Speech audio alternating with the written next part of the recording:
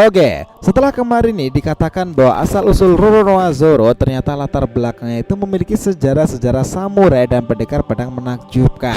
Hal ini juga berlaku nih untuk kakek Zoro sendiri, Roronoa Pin Zoro. Nah, selain itu dalam garis neneknya kala itu Shimotsuki. Nah, Zoro ini keluarganya sendiri itu juga terhubung pada pendekar-pendekar pedang terkuat di era itu. Salah satunya adalah Shimotsuki Ryuma. Nah, tapi ini klan Shimotsuki itu tak berhenti hanya soal Ryuma, masih ada sejarah yang mengesankan dari mereka. Pertanyaannya, mungkinkah Mihawk sendiri sebagai karakter pendekar pedang juga tahu nih jika di masa itu klan Shimotsuki dan para keturunan Roronoa itu adalah masternya dalam teknik berpedang. Lalu siapa saja nih para samurai dan pendekar yang mengesankan dalam sejarah Circle Shimotsuki itu? Oke, ini adalah tentang mereka nih, klan mengesankan dalam menggunakan teknik berpedang Shimotsuki. Let's go boys, kita bahas lebih dalam dari sini.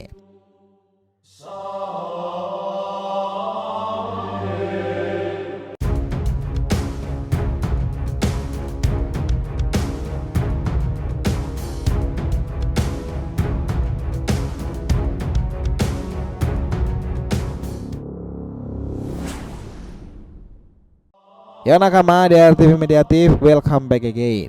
Nah, kali ini kita akan ngebahas mengenai klan Shimotsuki dan Roronoa itu sekumpulan para masternya pendekar pedang dalam sejarah. Oke, biar nggak salah persepsi silahkan simak sampai akhir ya. Jangan lupa like dan kasih respon di video kali ini. Kita lanjut. Nah, informasi klan Shimotsuki itu benar-benar terbongkar nih kalau Oda itu menjawab SBS terbarunya volume 105. Di sana akhirnya timeline asal-usul keluarga Roronoa Zoro itu dimunculkan, dan ini berhubungan pada 3 hal utama: Ace Blue, Shimotsuki, dan juga Roronoa. Kita tahu nih bahwa keluarga Zoro ini berhubungan dengan nama Roronoa Arashi sebagai ayahnya, dan juga Roronoa Pin Zoro adalah kakeknya. Sementara itu Ace Blue sendiri adalah desa yang kala itu 52 tahun ke belakang diselamatkan oleh Kozaburo, dan rombongannya adalah salah satunya Shimotsuki Furiko. Lalu mereka mendirikan sebuah area di sana nih di wilayah Ace Blue, dan sejak saat itulah desa itu dikenal sebagai klan yang sangat tangguh bernama Shimotsuki. Nah, kita bahas Shimotsuki nih. Sebenarnya sih Shimotsuki itu adalah klan yang berhubungan langsung dengan Wano Kuni. 55 tahun yang lalu Shimotsuki Kozaburo setelah membuat pedang Enma, dia pergi bersama yang lainnya. Di saat itu dia pergi bersama Shimotsuki Furiko, kakak perempuan dari Shimotsuki Ushimaru. Nah, konteks kita kali ini adalah para orang-orang Shimotsuki nih. Kenapa mereka mengesankan, dan ada beberapa orang dari keturunan mereka yang sangat mengesankan lagi. Oke, ngebahas mengenai Shimotsuki, maka yang terpikiran awal kita itu adalah mereka para pendekar dan juga samurai luar biasa mengesankan. Mereka sangat jauh melebihi kemampuan Akazayanen atau bahkan Kozuki Oden di masanya. Nah, Shimotsuki adalah gudangnya para pemilik bakat potensial dalam berpedang. Nah, dari semua orang yang sempat kita singgung di awal tadi, ada beberapa orang-orang yang sangat fenomenal dalam penggunaan teknik berpedangnya. Kita detailkan lagi nih. Berawal dari Shimotsuki Ryuma, sang pendekar pedang terhebat dalam sejarah Wano Kuni. Ryuma luar biasa mengesankan nih. Dia adalah pemilik pedang legendaris sekaligus harta berharga Wano Kuni sendiri. Nah, Ryuma ini di masa mudanya bahkan dikatakan mampu dan bisa mengalahkan naga asli sekaligus.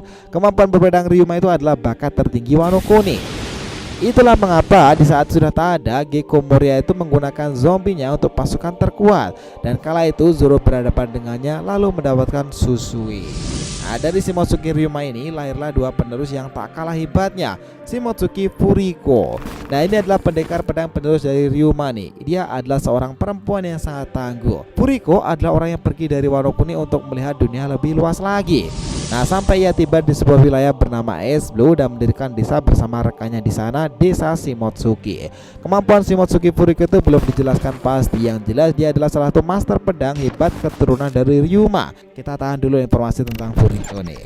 Nah, selain Furiko, di sini dia memiliki adik laki-laki yang, ingat ya, mirip sekali dengan Zoro. Ya, kalian nggak salah dengar nih. Yamato kecil saat itu telah bertemu dengan 3 samurai. Satu di antara mereka itu mirip dengan Zoro dengan rambut ungunya itu. Dialah sang daimyo Ringo, namanya Shimotsuki Ushimaru. Bahkan kala itu Hyogoro melihat Zoro aja kaget nih. Dia orang luar tetapi mirip sekali dengan Ushimaru. Selain itu, kemampuan berpedang mereka itu ada kemiripan pula.